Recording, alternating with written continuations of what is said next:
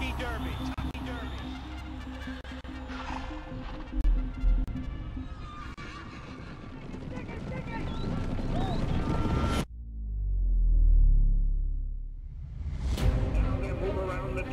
The leader, War Admiral, 2.5 for 20. Contender is in the center of the racetrack. The Admiral Spoon drawing alongside again. War Admiral is still there. War Admiral is pulling away. He's got another gear. Yeah, the quick fight coming the Derby. Wheel away, James coming. Flying hot is on.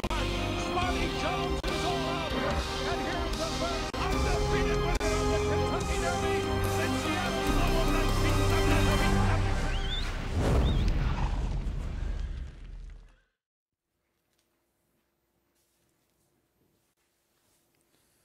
Doesn't that video just get you psyched? 13 days till the Kentucky Derby presented by Woodford Reserve. We are under the Twin Spires at Churchill Downs. Fast main track, the temperature continues to rise. Very comfortable, 53 degrees here this morning.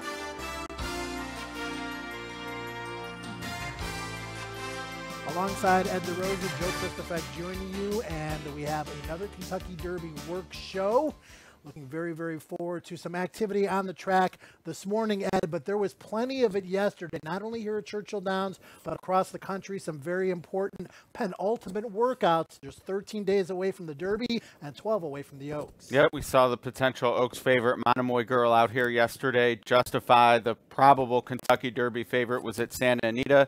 Champion Good Magic at Keeneland. A lot to go over this morning. Now, we saw those workouts yesterday, you, myself, and James Scully, but we kind of know what we're looking at. We've got an absolute expert with us today in Brandon Staubel, who clocks horses for a living, representing TwinSpires.com. We're going to send it up to the third and fourth members of our team. James Scully, joined by Brandon Staubel. They're going to give us their thoughts on the overall Derby picture and, of course, what they saw yesterday during the course of the show as well. Looking very, very forward to their assessments. Yeah, absolutely. Brandon, very good clocker, been out here for a few years now.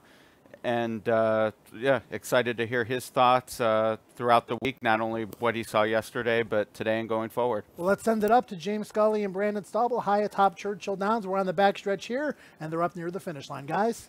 Good morning, Joe. Good morning, Ed. We are up on the fourth floor, great vantage point. This is where the clockers are located, and they'll be timing the works we see during our show.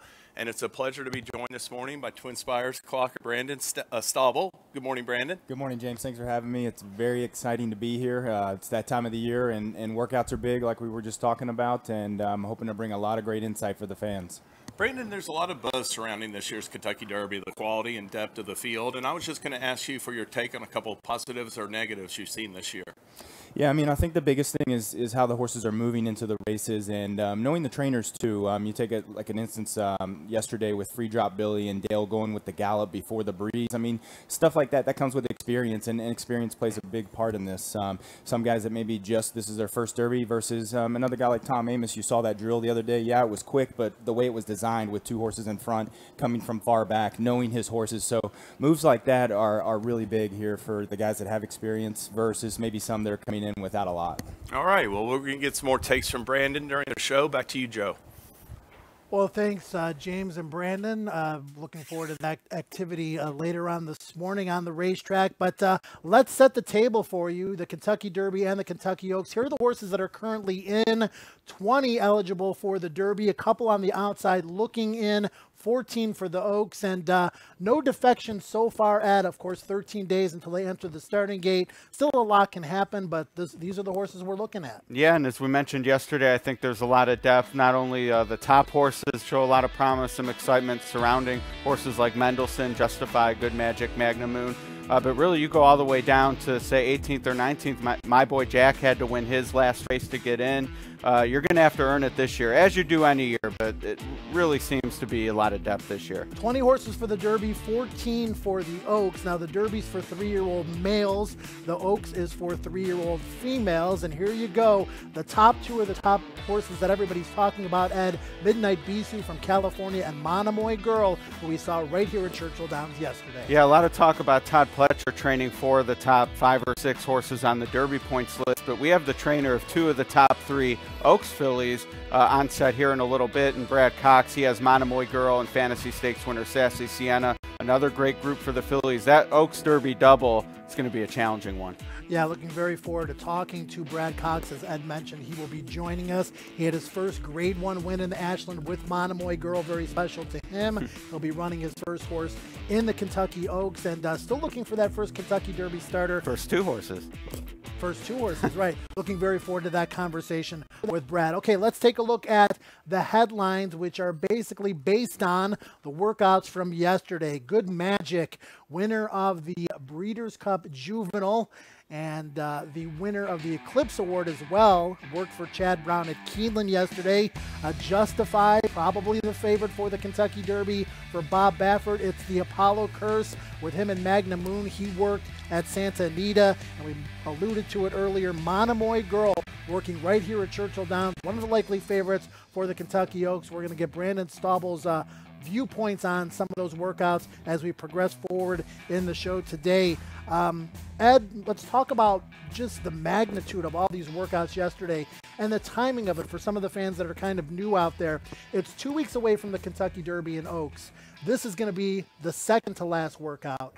A lot of these horses, you know, needed a little something extra in their fitness. Some of them, ones that have raced a little bit more recently, just needed a maintenance work. So it's all about keeping the horses fit, happy, and healthy. Yeah, absolutely. And Brandon will speak a little bit more to this. There's also a trainer intent element. Trainers all work their horses in different manner. Some, that penultimate work is viewed as more important, and then the last work into the race is more maintenance for them. Other trainers really like to tighten the screws in that last move, and that might be deemed as more important. So in addition to watching the works and getting a feel for how the horses look, to me, part of getting the analysis of someone like Brandon is he watches these on a consistent basis, knows what the trainers are looking for more often than not. To me, that insight's invaluable. Well, let's get into it. Good Magic was one of the most important works of the day yesterday, as one of the big 7, we would say, for the Kentucky Derby. And we're going to throw this back to James and Brandon to kind of get an assessment of Chad Cox trained Good Magic. Guys? Yeah, I mean, this is a typical, just to give everybody a little background on Chad Brown, most of his horses work under holds to the wire. When we say that, the rider's got a strong hold. They don't let him do a whole lot down the lane. You can see the ears are up here. They're flopping. That's telling me the Good Magic very relaxed. You're going to look for him to lengthen the stride here down the lane. But Chad Brown will typically do a lot more past the wire like a Todd Pletcher, where you see 4 and 48, but out in 6 and 114, so you could really say this was a 6-furlong drill. You can see down the lane here, the ears are up, still relaxed. The rider's got a good hold. Wants him to just lengthen that stride a little bit and really get going late here. So pretty good finish here from Good Magic. You're not going to see a flashy move here, but you can see those ears up, flopping, and doing a lot more on the gallop out. Brandon, with Good Magic making his 3rd start of the year in the Kentucky Derby last year in the Breeders' Cup Juvenile, that was his 3rd start. He took a huge jump forward in that race, ran a smashing performance. Could you see a move forward like this year in the Kentucky Derby by Good Magic? Yeah, we go back to trainer intent again. I think Chad Brown, 3rd off the layoff. You know, I think he has this horse primed for a really good effort coming back into the Derby. I like that he's kind of kept him at Keeneland. You know, why mess up a good thing right now? He's comfortable there. You know, obviously the weather situation can play different parts, but at the same time, you know, he really is one of those guys that has the experience of winning big races, obviously, and he's got Good Magic going as well as he can. All right, so Good Magic, they talked about the fact that he was the Breeders' Cup Juvenile winner. He winds up throwing in a little bit of a disappointing effort in the Fountain of Youth, finishing 3rd, wins the Bluegrass, and is heading back in the right direction. I like what I saw in the workout. I like the direction he's heading in. My confidence in him is increasing. Yeah, I agree. This is a horse I've wanted to try to beat really all year because of the Breeders' Cup win, and that attracts attention. Champion, he gets bet, but it's hard to ignore. Hard to deny he's going in the right direction. We're going to get to Monomoy Girl's work in just a moment. First, a quick word on Justify, the likely Kentucky Derby favorite. Big work at Santa Anita yesterday for Bob Badford, who said he's going to work one more time at Santa Anita and then come here to Churchill Downs. Bob oftentimes is here early with his horses. He's not going to be here early with Justify this year as the likely favorite. Does that bother you at all? I mean, from a consistency standpoint, a little bit. I'm going to let the cat out of the bag right now, though. We've had a lot of positive opinions on this show. I'm against the favorite this year. Justify is absolutely a horse I'm going to try to beat. So to me, anything Bob does out of the ordinary, and he's won this race 3 times or 4 times, excuse me, I'm going to take as a sign to keep betting against. So that's where I am on him. I'm leaning in your direction as well. I love the horse. I think he might be the best of this crop before all is said and done, but will he be the best on the first Saturday in May? At 5-2 in a 20-horse field. Right, and that's what we're worried about right now. Okay, Monomoy Girl, the likely favorite or second choice, depending on who you like, Midnight Bisou, the other one, for the Longines Kentucky Oaks. Let's take a look back at her workout from yesterday. It was an interesting move for a lot of reasons. We're going to send it up to James and Brandon for their assessment of Monomoy Girl, who certainly was into it. Yeah, definitely, Joe. You know, I had the pleasure to watch Monomoy Girl last year in the fall, too, as a 2-year-old. Just a really good workhorse, obviously very talented in here. You know, sometimes coming that first work back out of a race, a horse can be a little bit headstrong, and I felt like that was kind of the thing here. Very into the bit, and you can see that she's happy. The ears are flopping, but at the same time, not settling maybe as much as I'd like to see. Now every clocker has different things they look for.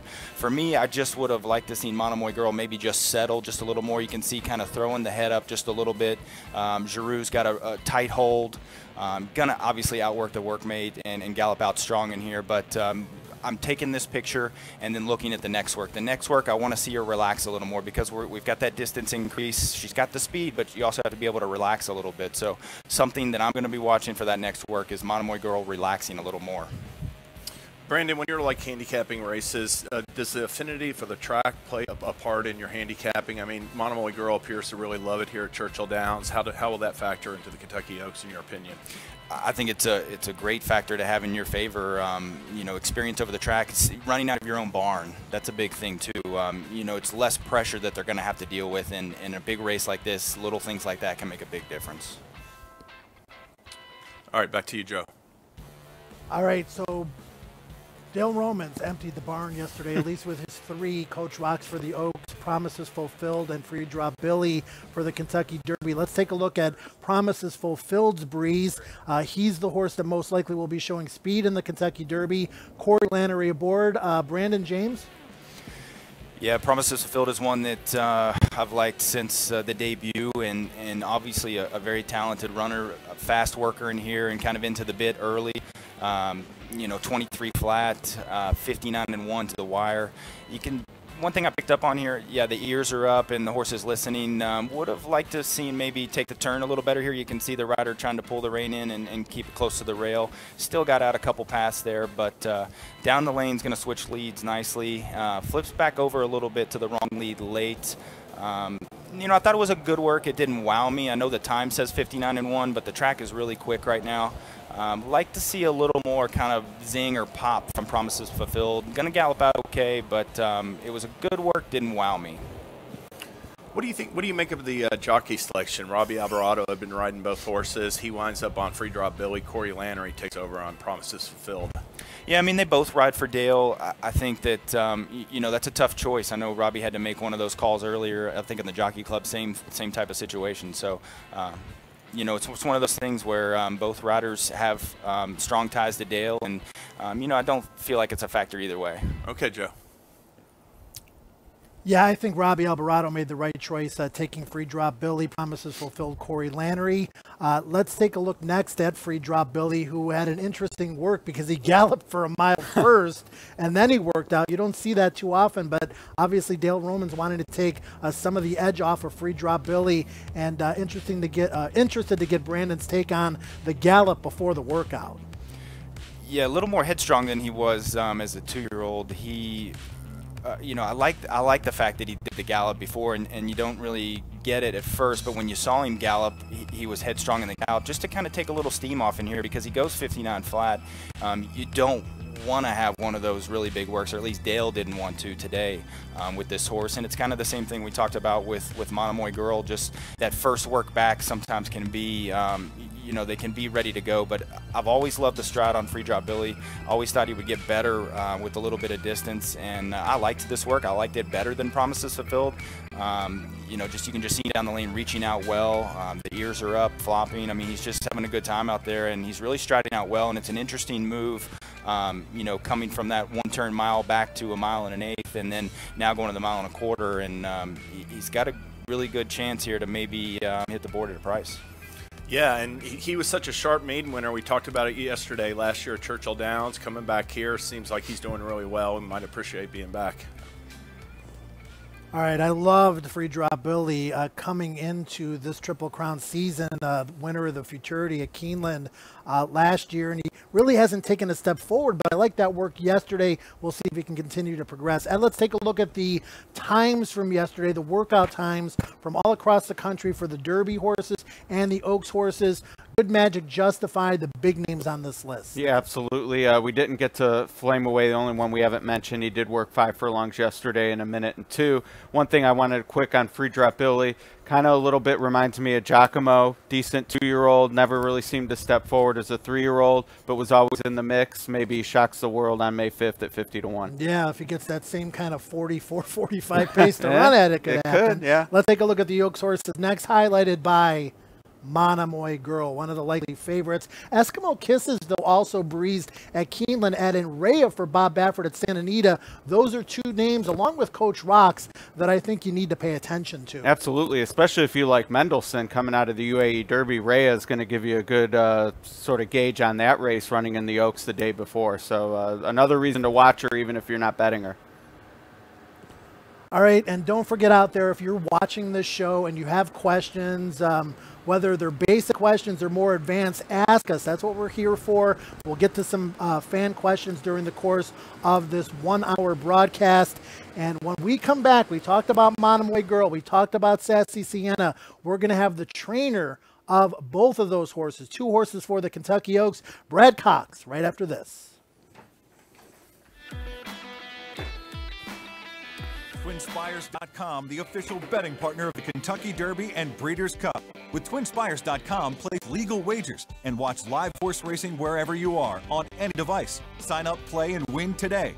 New players use promo code WIN100 on sign up to start your $100 bonus. With TwinSpires.com, you can bet the Kentucky Derby. Get the TwinSpires.com app to receive special offers and the most up-to-date information. Terms and conditions apply. Void where prohibited. Please wager responsibly. Where the sun shines bright on my old Kentucky home. It's summer, the people are gay. The corn tops ripe and the fields are all in bloom, and the bird music all the day. Today, we share the best of Kentucky. It's our Woodford way.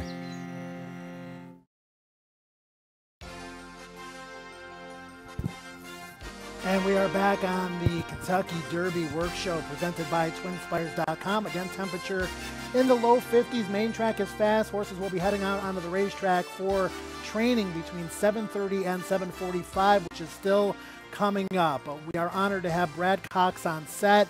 This man has won 24 graded stakes races just in the last 4 years.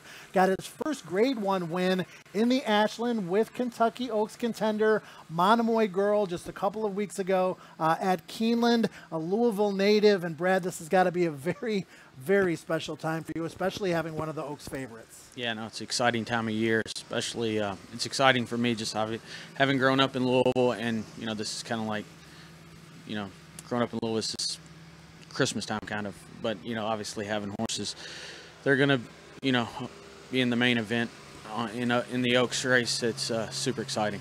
looking forward to it. Now let's talk about Monomoy Girl. She had work yesterday, but we want to first talk about her development leading up to this. She knew she was good as a 2-year-old.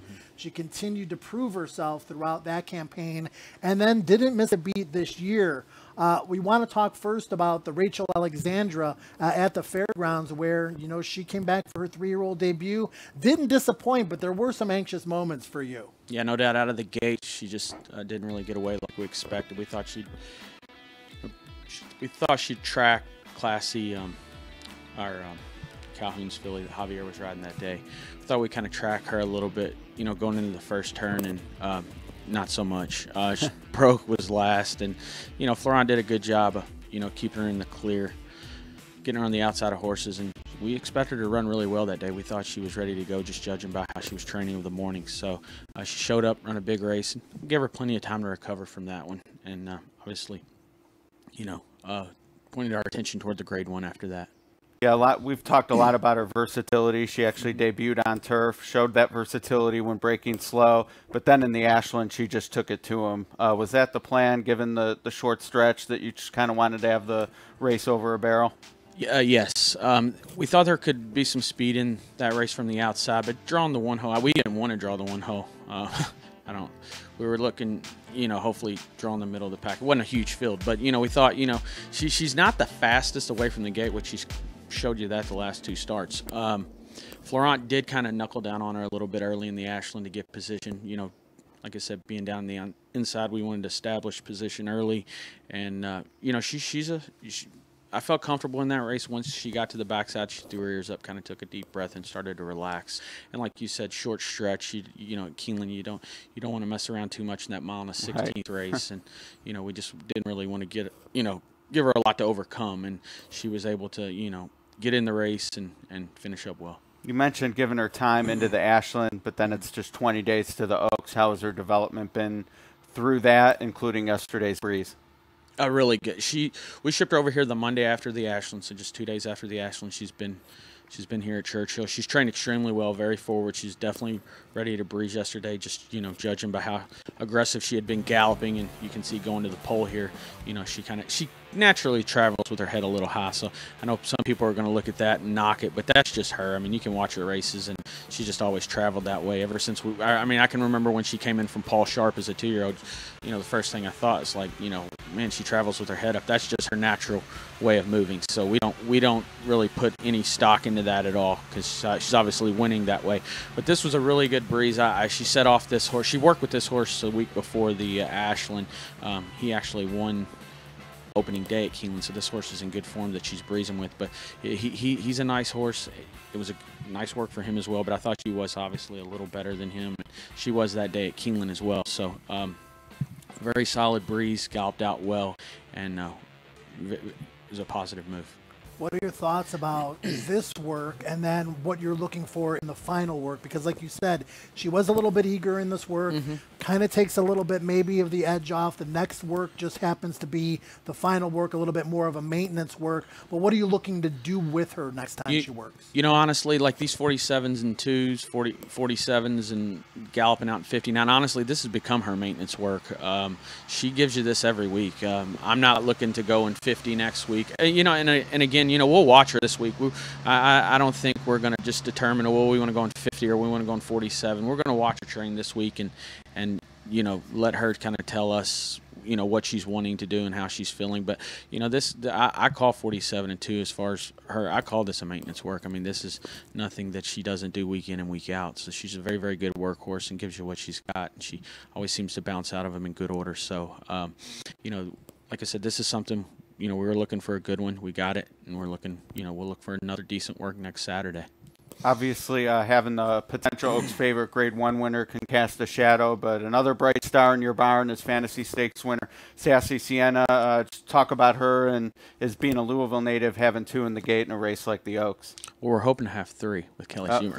Kelly Schumer's right. Yeah, that's right. She's on the outside looking in, but you know, we think it could happen if she gets the opportunity to run. We may take advantage of it. As far as Sassy Sienna goes, she's doing extremely well. Gary's really confident that she'll be able to get a mile in an 1/8. She's very, very gutty filly, gives you what she's got every time. she ran a tremendous race in the Fantasy. It's back in 3 weeks from the Fantasy to the Oaks. So, you know, she'll just have one work next weekend. That's all we're going to do with her. Nothing fancy. She's a pretty good workhorse. She puts a lot into her training over the morning scallop, and she's getting ready to gallop here in about 10-15 minutes. And, you know, she's very strong and very forward in her gallops, and big, strong filly that's got plenty of leg that should be able to get the mile in an eighth. Well, get to see Sassy Sienna during the training period here in just a few moments. Brad alluding to Gary Stevens, the Hall of Fame rider who will be her pilot in the Kentucky Oaks. Brad, like I said, 24 graded stakes wins in less than 4 years. Your first grade 1, now 2, maybe 3 horses in the Oaks. The Kentucky Derby for you, a starter in that can't be too far away. Well, I hope not. No, it's definitely, you know, the main goal is to win the Derby at some point, and hopefully derbies. But no, it's definitely you know, something each year when you get your group of 2-year-olds, you start going through them, and you know, this one's a Derby horse or Oaks horse or whatnot. But it's exciting. It's an exciting time of year with just not the Oaks and the Derby, but you know, new arrivals. The babies are coming in, so it's a very exciting time. Spring's a good time in horse racing. All right. Well, thanks, Brad. We appreciate it. Thank you. We wish you the best of luck in the Thanks, Oaks, Brad. and obviously, thanks, guys. A big supporter of the Churchill Downs program here, day in and day out. Let's send it up to James and Brandon as we get an overview of what to expect here on a Sunday morning at the Twin Spires. Yes, thanks, Brad Cox. We have 2 Kentucky Derby horses that are scheduled to gallop during the special training session, Bravazzo and Lone Sailor. They both worked. Lone Sailor worked 3 days ago. Bravazzo worked 2 days ago. Brandon, what should we expect today from those horses? Yeah, not a whole lot. We just want to see them stretching the legs a little bit. You know, if they're jogging, then, you know, just want to see a happy, healthy horse. You know, we talked about the ears earlier. One thing with the ears, it just, you know, obviously horses can't talk, so the ears tell us a lot about a horse. So when the ears are up, they're flopping back and forth, just tells me the horse is relaxed. So that's one thing I like to look at too out here, just to see that they're moving well and moving through their strides well. What did you think about Lone Sailor and Bravazzo's works or last week? Yeah, Lone Sailor's work, obviously very fast track that day, but I like the design of the work, intended to help mature the horse a little bit. 2 workmates in front, starting far back, trying to get the horse to finish a little bit, and I think he did his job, and I think Tom was happy, and like he said earlier, you can't do anything about the way the track is. It's very quick right now. 57 is obviously a very fast time, so nice work from Lone Sailor. Bravazzo, a little bit of a different work in here. You know, he basically came out of the gate, 2 workmates in front, and like Coach said, he was just trying to get a little experience and not really wake him up, but just get him into a race situation again. So it's just very interesting to see how these guys with experience, they're bringing their horses in different situations. All right, well, back to the backside with Joe. All right. Thanks, James and Brandon. Horses are moving their way onto the racetrack. We're going to give you that activity in just a moment. We do have some questions from social media, and continue to send those in. We're going to have even more time at the end of the show to get to a few of those. And this is a question actually for Brandon and James up atop Churchill Downs near the finish line. It's in regards to workouts, and specifically E.T. from Facebook asks, what is the distance for the split, say, on a 5-furlong breeze? Meaning, let's talk about what might be a good time. I really don't know what a good work is. Thanks from Little Rock, Arkansas. Can't wait for the Derby. Thanks, E.T. So, Brandon, maybe you can explain a little bit more about the splits for the workouts. What would be considered a good time? And is time really the most important thing to you when you're looking at a workout? First off, time is not the most important thing. We have the watch to validify what we're seeing out there and validate what we're seeing, but it's more about the way the horse is moving. You want to see that they're striding out well. I like to see the ears, and the stopwatch is there just to tell us that what we're seeing with our eyes is accurate. And as far as splits go, I mean, it's just about trainer intent, and it's about the horse too. Obviously, if you have a marathon distance type, they're not going to go out and work 59 for the most part. So splits, you just want to, I like to see that the last splits are the horses closing well. So let's say they come to the wire in 59, but let's say they finish the last quarter, so the last 2 furlongs of the drill in a very quick 23 flat. So to me, that horse is finishing well. It was a fast time, but they also finished well too. So it depends on intent and the horse itself too. If you've got a speed horse, if the opening splits go in, let's say 22, that's very quick. And but you still, for me, the most important thing is the way they're finishing down the lane. All right, we've got some more questions here. We're going to try to sneak one more in, and I'm going to do a quick round about between myself, Ed, James, and Brandon, and keep this quick, guys. Right now, Harmony from Facebook wants to know, who is your Derby pick? Right now, Harmony, and I'm not going to see him until Monday at Derby Week, I like Mendelssohn, who won the UAE Derby by 18 lengths. He is my pick. Will that be the horse I bet? Well, it kind of depends on the odds, but right now, Mendelssohn is my pick, Ed. Right now, I'm on Florida Derby winner Audible. Todd Pletcher gets his third. Right now, I'm on Mendelssohn as well. I'm going to wait and see the post position draw, but I do like him. You've got both of my horses in there. I'd have to decide with Audible right now. I'm really impressed by the last 2 races, and can't wait to see what he looks like when he gets down here.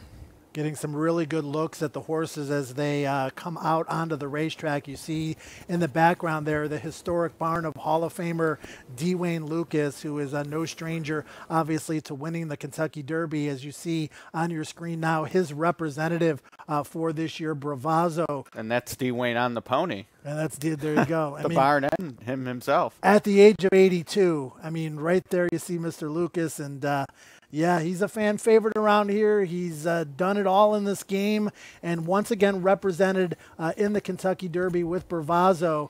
And this is a horse who won the Risen Star and then kind of had an adventurous go in the Louisiana Derby, and what was a disappointing effort.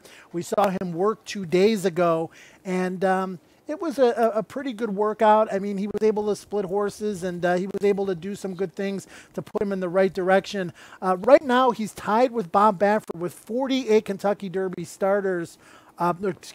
Second most wins, tied with Bob Baffert, tied with Todd Pletcher at 48 Kentucky Derby starters. His former assistant.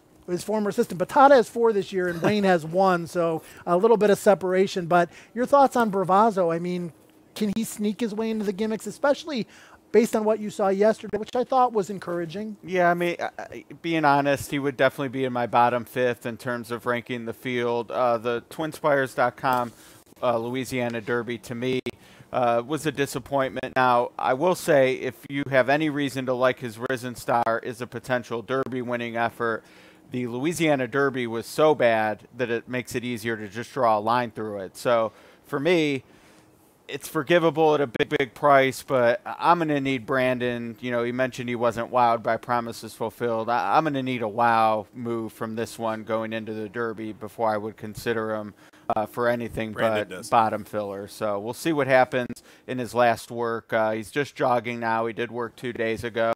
So this is, Brandon said earlier, to stretch his legs, just get back on track.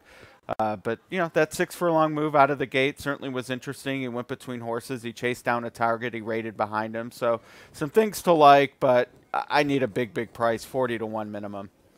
Dwayne Lucas, 4 Kentucky Derby wins, Winning Colors, Thunder Gulch, Grindstone, Charismatic, 6 Preakness wins, 4 Belmont wins, all-time leader with 20 Breeders' Cup wins, 4 Eclipse Award wins, and, of course, 1999 inductee into the Hall of Fame. Brandon, your thoughts on the workout from a couple of days ago? Did you like what you see? Yeah, I think it was just about getting in the race situation like we talked about. Bravazzo is a horse that I was able to follow last fall as a 2-year-old, and I think he's developed a little bit. And like Ed said, I mean, I'm willing to draw a line through that race as well. He trained well the first work back over the track here, and then he had the gate work. He's a horse I'm going to be keeping my eye on. He's got the pedigree to get better as he matures, and he's a neat horse, and he's definitely one that you want to not toss right now. Interested to talk to James' coach later, Dwayne Lucas, about his selection of jockey. Miguel Mena picked up the mount in the Risen Star when Gary Stevens decided to stay at Oaklawn, where he won 2 races that day, including a stake. Miguel got hurt. He broke his ankle. Gary Stevens got the mount in the Louisiana Derby.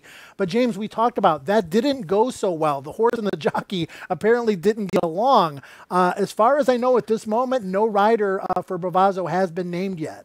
Yeah, and Gary Stevens was concerned that something was wrong, either with his mouth or with him physically after that race. Coach was dismissive of those claims, so yeah, it looks like they're going to part ways for the Derby, and he's looking for a new jockey. Calumet Farms, the owner of Bravazzo 8 Kentucky Derby wins.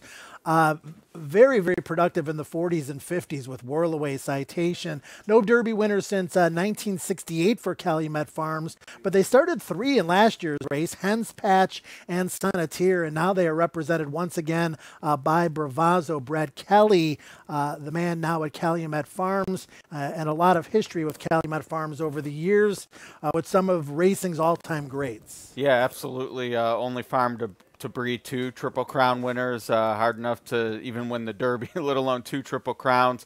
Certainly a crown jewel of Lexington right there next to Keeneland. So a lot of history, certainly a different ownership than back in those days. But Brad Kelly has really not only brought the farm back from a breeding standpoint, but the stallion operation as well. Some big names out there, including Kentucky Derby winner Smarty Jones back from Pennsylvania. So Calumet looking to make a big splash. They did last year with 3, as you said, just Bravazzo this year, but classic silks for sure. Bravazzo is Spanish for excellent, and I'm going to send it back to Brandon because, Brandon, this horse just worked 2 days ago. Obviously didn't go to the track yesterday. Walk the shed row most likely, as horses need a day off after a big work like that. What are you looking for today, 2 days after such a important workout where, you know, the horse obviously exerted plenty of energy? Yeah, this is kind of what you like to see right here. Just trying to get out a little bit of that nervous energy from being not going to the track for a day or so. Obviously, you know, looks to come out of the work pretty good. Once he stretches his legs down the lane, we'll get a better idea. But you want to see him just build on this today and see what he looks like tomorrow, the next day, and just keep building up till that next work and keep adding on, keep building those bricks, you know, to build that foundation going into the Derby. And right now, I mean, he's wanting to do a little more, and the rider's doing a good job of just trying to get him to relax a little bit, and you can see just changing leads right there, and he seems happy. So I like what I'm seeing from Bravazzo. Interested to see who else is on the racetrack. I'm sure there's only a handful of horses out there. We talked about Sassy Sienna. I saw her enter the track just a few moments ago for Brad Cox. Talked about her being a horse for the Kentucky Oaks. With all the workouts yesterday, like I said, these horses will walk the shed row this morning. They won't go to the track today because they worked yesterday. And we still have Kentucky Derby and Kentucky Oaks horses funneling into Churchill Downs. We're going to see a lot of them over the course of the next few days. I believe Good Magic and My Boy Jack are supposed to van up from Keeneland here today. And like I said, there'll be quite a few of them. Vino Rosso, I believe, is supposed to arrive today. And horses just trickling in over the course of the next several days leading into Kentucky Derby week as we can continue to look at Bravazzo in his gallop, Ed. Yeah, it's a lot of action to come. I think I saw Lone Sailor potentially behind us, so maybe we'll get to see him a little bit.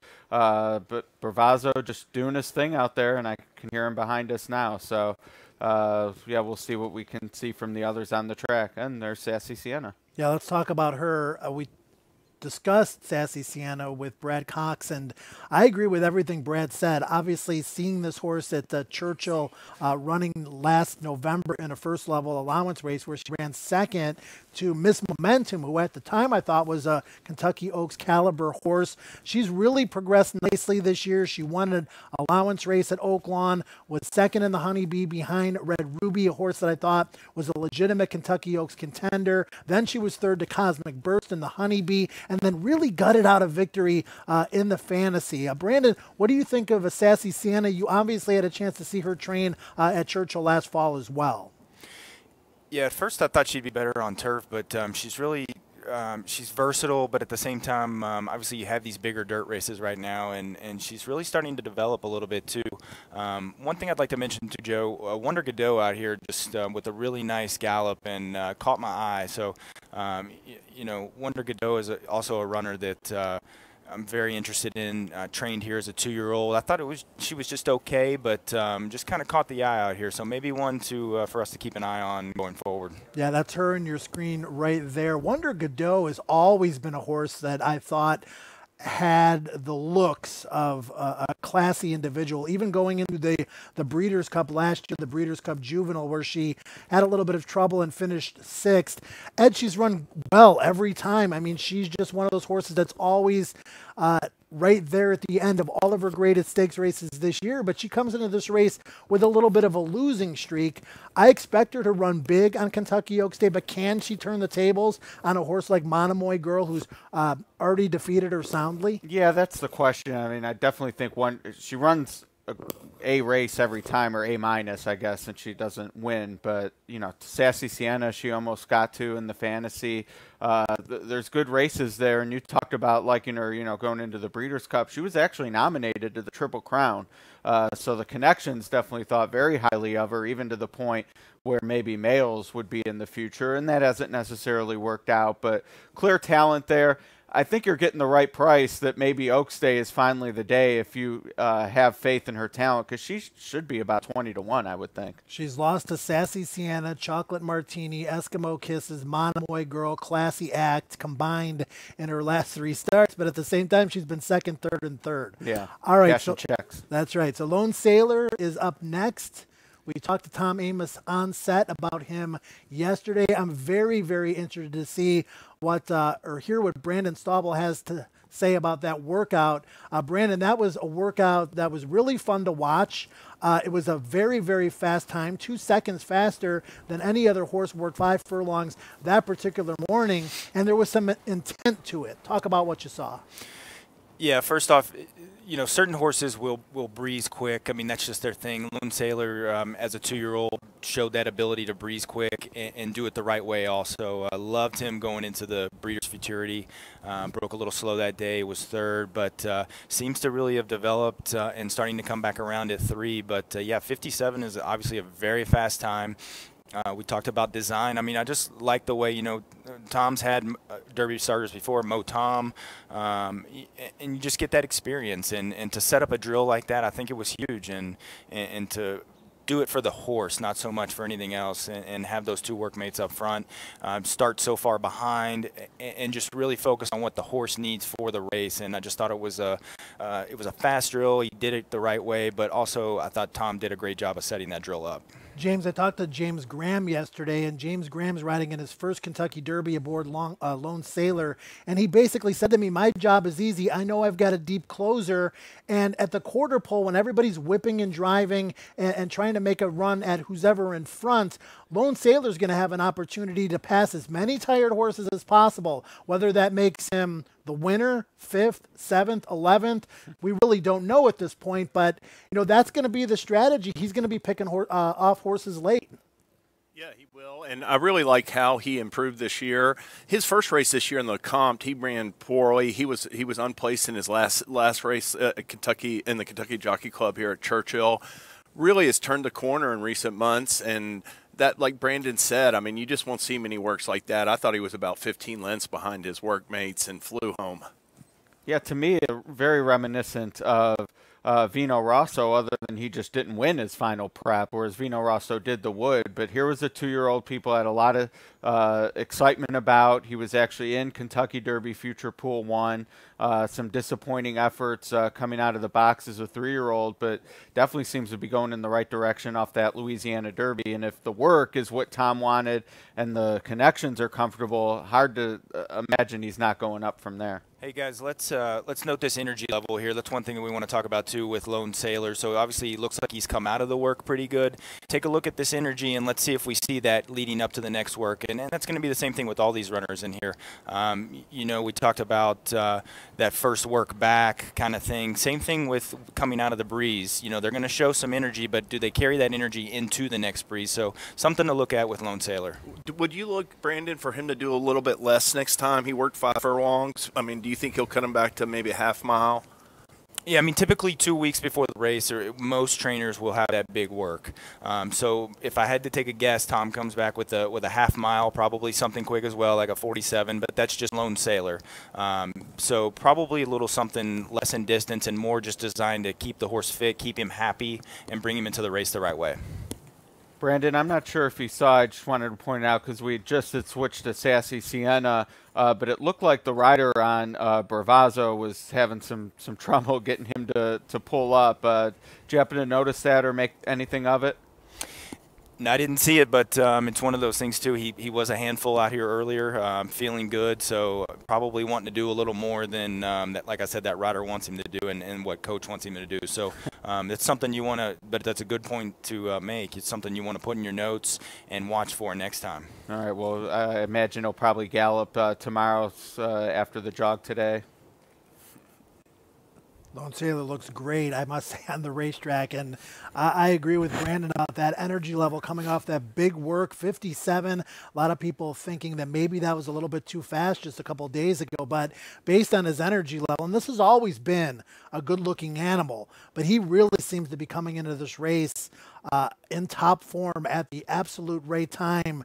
And the more I see him, the more I see that work, the more what I've seen today, I'm liking him a little bit more and more. He's climbing up my ladder on the top 20 Kentucky Derby list, not quite in the top 10 yet, but this is a horse that I would definitely consider using in the gimmicks based on what I've seen in his races, his progression, and what we've seen in his training here at Churchill Downs the last few days. What's interesting to me, maybe it's a little out of sight, out of mind. The Twin Spires Louisiana Derby was what will be 6 weeks before the Kentucky Derby 4 weeks ago, so maybe people are forgetting. But, you know, the winner, Noble Indy, is sort of dropped on people's lists. He's sort of ranked 4th among the Todd horses. My boy Jack needed to win the Lexington to get in. He was running late 3rd. It looks what could be a very productive race, but isn't getting a lot of attention from a wagering standpoint. If you like any of these horses, you're in a good spot to cash in if you're right. Yeah, that is definitely true because we've talked about Justify most likely being the favorite, 5 to 2, 3 to 1 range. There's a lot of hype on Mendelssohn, who is the international book favorite right now. Yes. The Todd horses are going to get bet. Todd Pletcher, Magnum Moon. We've talked about Audible. He's going to take money. Good Magic is going to take money. And when I say take money, I'm talking about 8, 10, 12 to 1. So if those logical contenders are 8, 10, 12 to 1, that inflates the prices on everybody else. Now, GMB Racing, obviously a great story with Tom Benson, you know, getting to the Derby a couple of weeks after he passed. His wife, Gail Benson, carrying the flag for that very successful stable. And for the city of New Orleans, so to speak. So a great storyline there. And this is a horse that just continues, Lone Sailor I'm talking about, to legitimize himself. And one of the cool storylines going into the Derby. Yeah, I think, you know, we went over that top 20 list. You know, the names at the top certainly are exciting and are ones I think we'll be hearing a lot about throughout the 3-year-old year, Justify, Mendelssohn, etc. But even going down to a Lone Sailor with his 40x points, to me, having that depth where you're, you know, 17th, 18th ranked horses have legitimate chances to make an impact on the exotics makes this a very compelling race. Yeah, since we've got a little bit of time for discussion, we're going to get to some fan questions as well. I'd like to take maybe a look at that top 20 graphic again, if you guys have that, and just kind of talk about some of those horses on there and what we think of them, because we do have a little bit of time to fill right now. We've got a question here from Twitter. From Damore Runep P or something to that regard. Question from Twitter. Yeah, question from Twitter. DAMORENP. What are your opinions on Magnum Moon? Impressive races so far. Still a little bit green in the stretch. And Ed, that's this whole Apollo curse thing, and we want to get James and Brandon's take on this as well. But we're going to start with you, Ed. The whole Apollo curse thing. Justify, Magnum Moon, 2 of the top 5 favorites for the Kentucky Derby. And in case you're wondering what the Apollo curse is, no horse that did not race at age 2 has won the Kentucky Derby since 1882. That horse's name is Apollo. They say it's a curse. I don't know if it's a curse, but it is a stat. Yeah, I claim to be an Apollo truther. I definitely think there's some merit to the fact that no horse who raced as a 2-year-old has won the Derby. As for Magnum Moon, and this will lead in, eager to get Brandon's thoughts on him in the stretch, he definitely was coming out in the Arkansas Derby. And it looked like on the far turn that they were going to envelop him and he was done. He did kick on with it. The final 8th was actually pretty quick. Can't like that he got out, though. So in this race as the 2nd or 3rd choice from what I've seen, I'm going to have to fade him, especially since I'm against that Apollo thing. But Brandon, what did you make of his stretch run in Arkansas? Yeah, obviously it's not something you want to see, but at the same time, you know, we played this game with Nyquist a couple years ago, and, you know, everybody was worried about him down the stretch, and obviously that wasn't an issue. So Todd's a great trainer. He's going to take care of what he needs to do, and, you know, I'm not going to go too much against him, but, yeah, the Apollo curse, and sometimes I just question the fields at Oaklawn, especially this year, and that's going to be one thing we have to see. But obviously a very talented colt, and but at the same time, the whole situation, we did this before with Nyquist, so I'm not going to read too much into it. Brandon, let me ask you a question about Magnum Moon and Justify. They're both lightly raced, and neither one of them has ever been tested in any of their races. Is that a concern coming into the Kentucky Derby? It's a huge concern, especially the post draw. We don't know that yet, but, you know, if you draw inside, you're going to get stuck behind horses. You're going to take probably more dirt than you ever have in your life, and it's just one of those things where, you know, post is big and experience comes into play, but talent sometimes with a good post can overcome that. All right, so again, Magnum Moon, one of the horses that Todd Pletcher has in this year's Derby, along with Noble Indy. He also has Audible. He also has Noble Indy, Audible, Vino Rosso, Magnum Moon. Vino Rosso. Oh, Rosso. Sorry, Larry. So he's got 4. I mean, and he's the all-time leader already, and he's going to extend that lead after breaking the tie with Dwayne Lucas this year. Let's take a look at that top 20 list again, and just look around and kind of sort through it. Bold Deoro was tremendous as a 2-year-old, as was Good Magic. Neither one of them has asserted themselves as the #1 contender for this year's Kentucky Derby, but they're still hanging around. Mendelssohn, the UAE Derby winner, a little bit of a mystery horse to a lot of people, a horse that some people love, a horse that some people like, a horse that some people absolutely won't use. Then you've got horses like Audible, who's won 2 races in a row. This is a horse that I really want to see here at Churchill Downs because he has a reputation, Ed, for not being a good workhorse. Going into the Florida Derby, people got off him because they said his works were terrible. What did he do? He was equally as impressive to what he did in the Holy Bull in stalking, pouncing, and winning like a good horse. Yeah, I thought the Florida Derby, other than Justify Santa Anita Derby, was among the top efforts this year. Certainly on the Brisnet speed ratings, was one of the quickest races. You danced all around a horse. I kind of like it a little bit of a price. That's Enticed. You mentioned the 2-year-old form of Bolt D'Oro. Enticed won a race here as a 2-year-old, a stakes race, so he interests me a little bit. I think he's going to be no less than 20-1. We know Kieran would love to win the Derby. He's a Kentucky native as well, former Dwayne assistant. So a lot of great storylines. A lot of good horses, a lot of interesting things to watch in the coming weeks. Yeah, for sure. And you mentioned Enticed, and I want to toss this back up to James and Brandon because I know that Brandon's had an opportunity to see Enticed train, and of course he won here last year at Churchill Downs. He has a graded stakes victory over this racetrack in the Kentucky Jockey Club.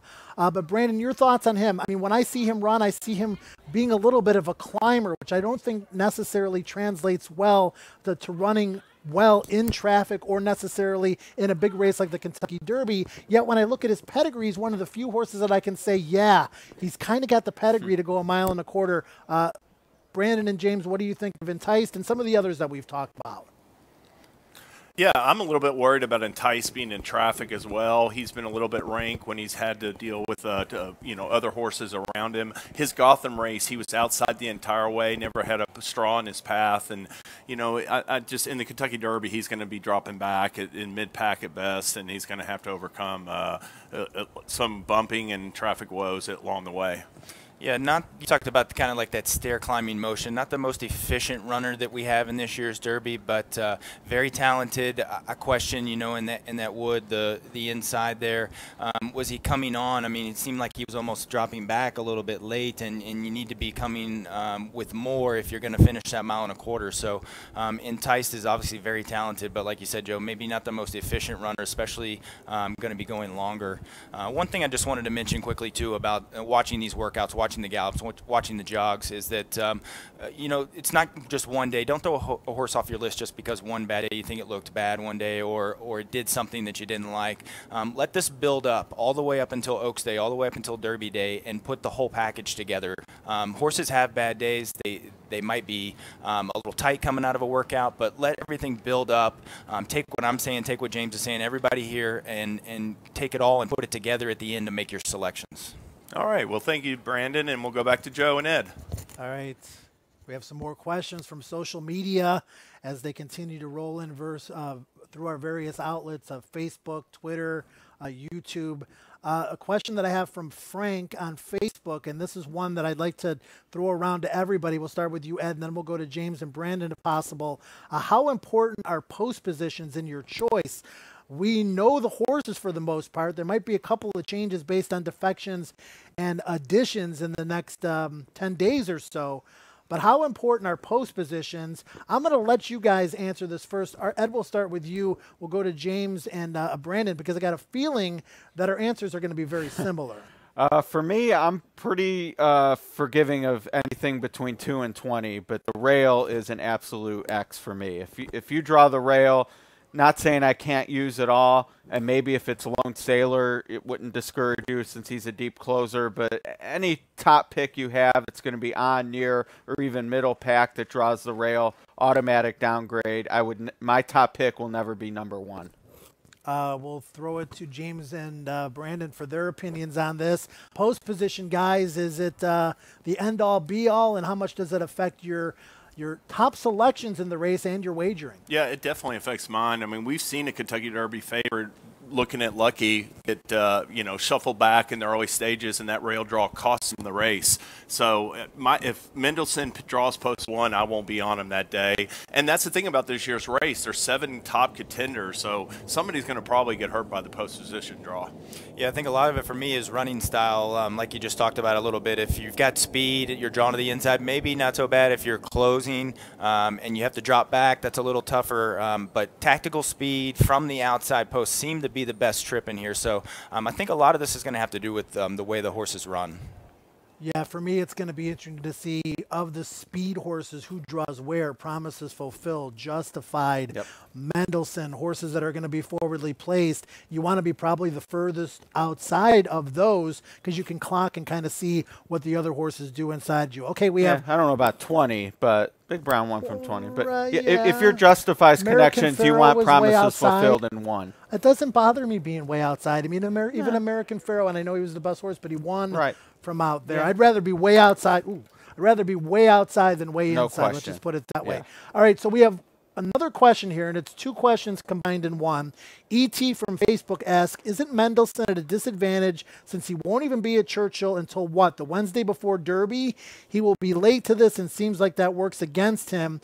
And then Exactabox on Twitter, Exactabox7 says, when does Mendelssohn arrive at Churchill? So your thoughts on Mendelssohn, obviously getting here late because he's coming in from overseas for Aidan O'Brien. He's done this travel thing well already with the same exact strategy, getting in late for the Breeders' Cup Juvenile Turf and the UAE Derby, and he's won both of those races. So if it was a different horse, it would bother me a little bit more, but it's still a little bit of a concern. Yeah, I've never typically loved horses from Dubai. I mean, international travel's hard. I know how I feel after I do it. You're knocked out. Having said that, Aidan O'Brien has become the master at this. Not only shipping to the U.S. and winning Dubai, he's gone to Australia, which is pretty much the toughest ship anywhere when you do international travel, and won a race like the Cox Plate. So to me, Aidan sort of mitigates that. I can't let that be a concern with a horse of this talent level. It's minor, it's there, but it's Aidan O'Brien. Aidan O'Brien won 28 Group 1 or Grade 1 races last year. In 6 different countries? Yeah, just insane. All right, let's send it back to James and Brandon for their thoughts on Mendelssohn. And I want to ask Brandon in particular, this is a horse that you don't get to see train. You have gotten an opportunity to see him run. Obviously, in your end game, that could be a little bit detrimental. How much does it affect your thoughts on him? Yeah, with this type of situation, I'm not going to be too critical on anything he does. He's only going to get a couple days at the track. You know, once again, this goes back similar to the workouts, the trainer intent here. I mean, this is just the MO for Ballydoyle and Aiden O'Brien's team. They're going to come in right on top of the race, a couple days in quarantine, get to the track, stretch the legs, and then run their race. I mean, this is what they do when they ship over. So for me, it's not that big of a deal. I'm excited to see this horse, but there's not going to be too much that I'm going to say, hey, I'm not using this horse at all. Yeah, I agree with that point. I'd be concerned if they change their the way they do it. Well, that's going to wrap it up for this Sunday of training here at Churchill Downs. We'll be back with the Kentucky Derby Work Show again tomorrow, Monday, and all the way through Thurby, 7 o'clock in the morning to 8 o'clock in the morning, with the training time from 7:30 to 7:45. Hope you can join us again, and hope you enjoy the rest of your Sunday afternoon. Take care, everybody.